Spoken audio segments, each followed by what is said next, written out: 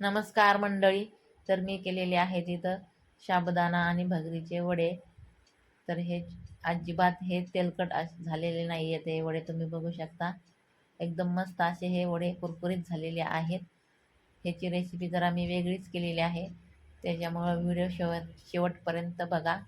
आणि माझा व्हिडिओ जर तुम्हाला आवडला तर माझ्या व्हिडिओला सबस्क्राईब करा आणि लाईक पण करा. तर आता मी व्हिडिओला सुरुवात करीत आहे रेसिपीला. तर इथं मी साबुदाणा घेतलेला आहे 1 वाटी. त्याच्यामध्ये पाणी टाकून हा साबुदाणा 3-4 घंटे भिजत ठेवणार आहे. तर आता इकडं मी बटाटे घेतलेले आहेत चिरून. आता हे जे बटाटे आहेत ह्याच्यामध्ये थोडं पाणी टाकून कुकरला ह्याच्या 2 शिट्ट्या काढून घेणार आहे.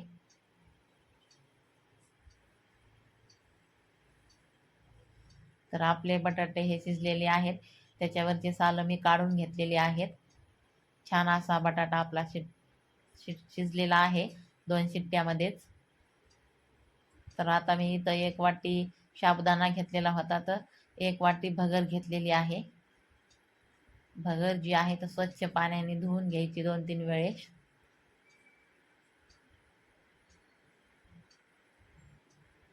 आता ही भगर धुवून झालेली आहे. तर आता ही धुतलेली जी भगर आहे तर मी कढईमध्ये परतून घेणार आहे. पण आधी मी शेंगदाणे भाजून घेणार आहे कढईमध्ये. तर इथं मी शेंगदाणे 1.5 वाटी घेतलेले आहेत. ज्या वाटीने मी साबुदाणा घेतला होता त्याच वाटीने. तर आपले हे शेंगदाणे भाजून झालेले आहेत. आता ह्याच कढईमध्ये मी ही जी भगर आहे धुतलेली ती परतून घेणार आहे, म्हणजे कोरडी होईल आपली ही भगर.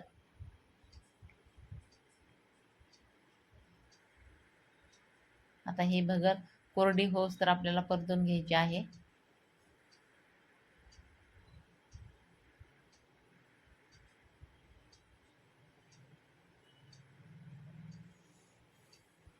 तर आपली ही भगर जी आहे तर थोडी मोकळी झालेली आहे, तुम्ही बघू शकता.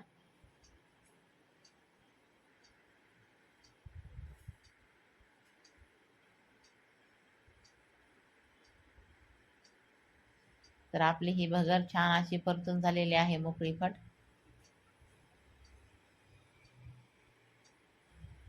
तर ह्याला ताटामध्ये काढून घेते मी आता आणि थोडं थंड होण्यासाठी ठेवून देणार आहे.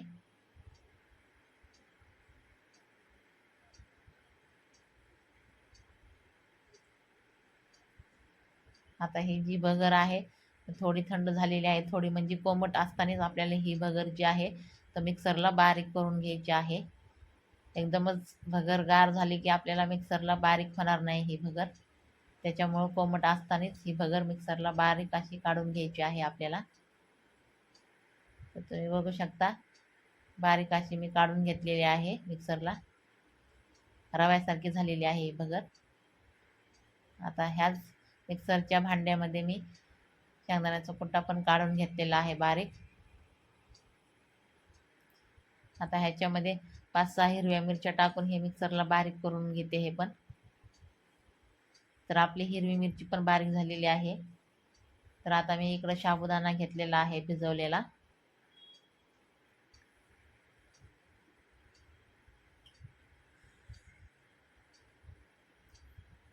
आता ह्याच्यामध्ये आपण बटाटे कुस करून टाकूया.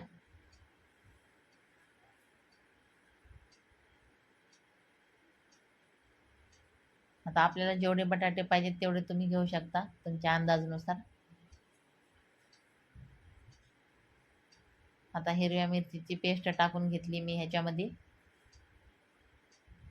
आता हे जे भगरीचं पीठ केलेलं होतं आपण हे पण ह्याच्यामध्ये टाकून घेतलंय.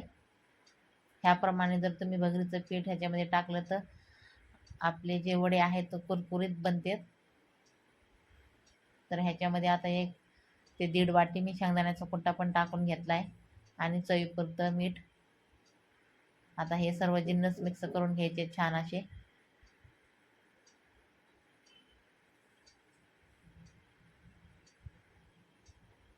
तर आपले हे छान असं मिक्स करून झालेलं आहे.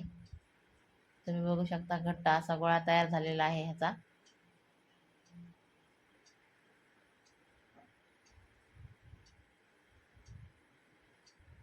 तर आता आपण हे असे रोल करून घेऊया अगोदर. आपल्याला जसे पाहिजे तसे आपण वडे किंवा रोल बनवू शकतो त्याचे.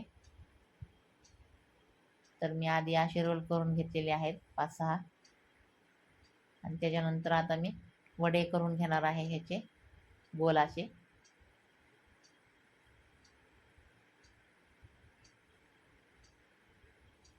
बघा किती घट्टसर असं पीठ हे झालेलं आहे हे साबुदाण्याचं मिश्रण.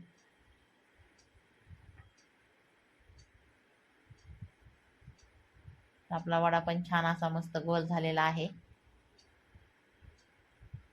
तर आपले वडे तयार झालेले आहेत करून. तर आता मी हे तळून घेणार आहे तेलामध्ये. तर तेल आपलं गरम झालेलं आहे चांगल्यापैकी.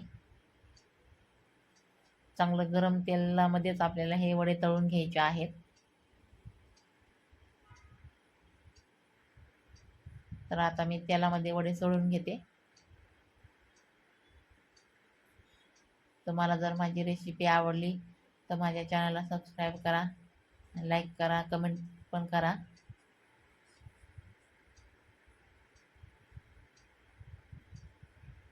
तर एका साईडने आपले वडे छान असे तळून झालेले आहेत, दुसऱ्या साईडने पण तळून घेणार आहे मी.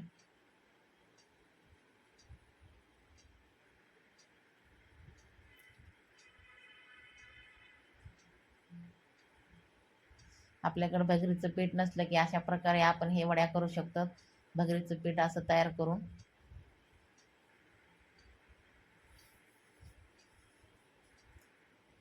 छान असा सोनेरी कलर येऊस्तर मी हे तळून घेणार आहे.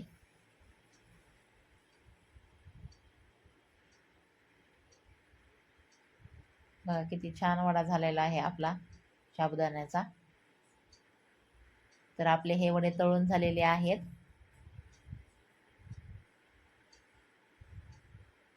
आता मी हे ताटामध्ये काढून घेणार आहे. मस्त असे कुरकुरीत वडे तयार झालेले आहेत आपले.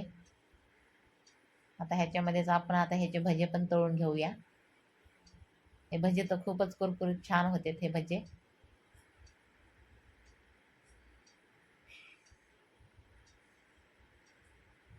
तेल चांगलं गरमच पाहिजे आपल्याला वडे तळण्यासाठी. तर भजे पण छान असे तळून झालेले आहेत एका साईडने.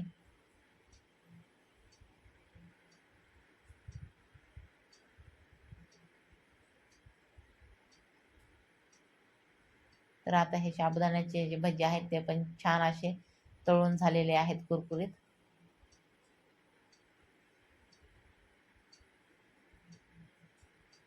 तर आता हे भजे पण मी काढून घेते.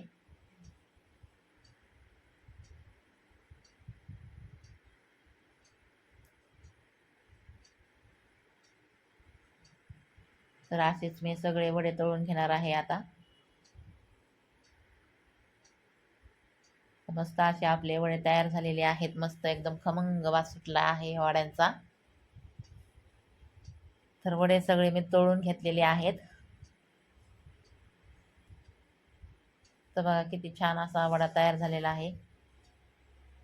तर आता इथं तुम्ही दह्यासोबत किंवा ताकासोबत पण हे वडे खाऊ शकतात.